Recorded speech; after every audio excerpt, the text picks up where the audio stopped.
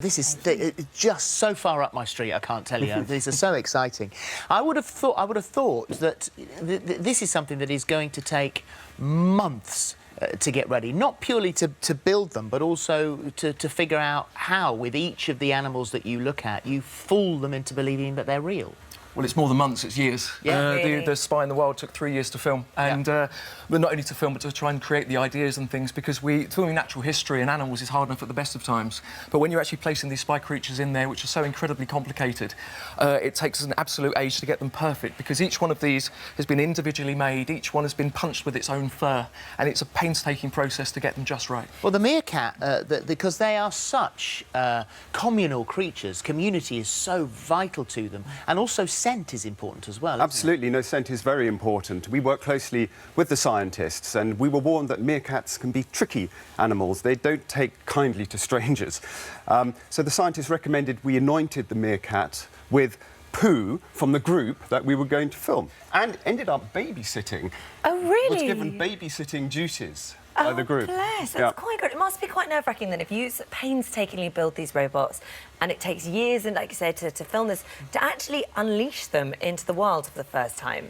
You don't know whether they're going to work, whether they're going to be destroyed, whether they're going to be accepted. It's all of the above. It's absolutely terrifying, and because we work so closely with the model makers who build these, you've gone through every single painful moment with them and things, then you finally go out there to deploy them, and it's like deploying your own children almost. It's terrifying. Let's watch the meerkat movie, because as you say, that they're given the duties of standing on guard, aren't they? Right, OK, it's your turn to stand watch now, and right, it's your turn to stand watch now. That's right, so if, yes. if this guy stands watch, I mean, he's going to be useless. How did you get around that? What happens if you had to actually tell the others there was something coming? Well, fortunately, there's a bit of teamwork going on in Meerkat Society, so he was never left entirely on his own. Yeah. So he had a few friends around him to just keep an eye on him. Can I pick up the ostrich? Yes, of course. Now, do I have to do this in a quite a delicate way? Are they stuck together? I'll present you with the ostrich. There we go. There we are. And look, how cute. Oh.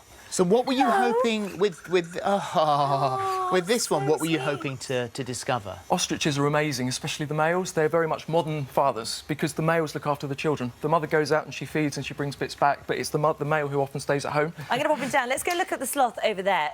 Now, did you describe the sloth as the medicine cabinet of the jungle? Absolutely, absolutely. Well, why is that then? Well, 25% of our medicines actually come from the rainforest in the first place. And the great thing about using all of these spy creatures is they take us into this magical world.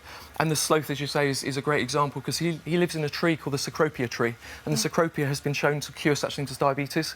Wow. And it can help you with asthma and so forth. So he eats a very good diet. He knows about things that we simply don't know about. So what did you discover? What did you manage to shoot? Well, one of the most amazing stories about crocodiles is that the mother, she actually goes into the nest and she lifts up the babies in her mouth. And we wanted to shoot this. The problem is it's only ever been recorded in captivity, never been shot in the wild. I spoke to the world's experts on crocodiles, and all of them said no chance, don't even bother. And I thought, well, OK, fair enough. But if we use these spy creatures, the spy cameras, we can step into this world, this middle ground that we as humans simply can't go into. Let's give it a go. And the result was we filmed them for the first time in the wild. Wow. The mothers in the nest picking them up. Not only did they pick up the babies, they picked up the camera as well. Oh my God! Yeah, because we had a spy camera disguised as a baby crocodile. And they, as you said, a little initially wary, but then really incorporated into the group. Absolutely. There was a lot of effort that went into the orangutan. Lots of facial expression, lip movement. Pouting was very important, wasn't it? Yeah. And the pouting basically is non-aggressive, and that helped to sort of have a more relaxed sort of acceptance. Yeah, absolutely. Can I ask you about the sound? Because we can hear a buzzing there, and obviously because they're robots, essentially, that's something that's unavoidable. Yes. Did that sort of make the animals a bit suspicious if they could hear? That must be quite an unnatural sound. When we're in the field, we use dampening techniques and things to get rid of the sound and things. So, like as you can hear with the orang, he is completely silent. Whereas other ones, they can make a bit of a buzz. But no, we use various sort of insulations and things to get rid of the sound. But no, the great thing about being disguised as an animal is that you don't draw attention to yourself or anything. You literally keep yourself to yourself. And it's an amazing place to be. It's like you or I, in the skin, in the field, going nose to nose and interacting with behaviour. If you enjoyed that, there's more of the same right here. And make sure you subscribe so that you never miss the best moments from this morning.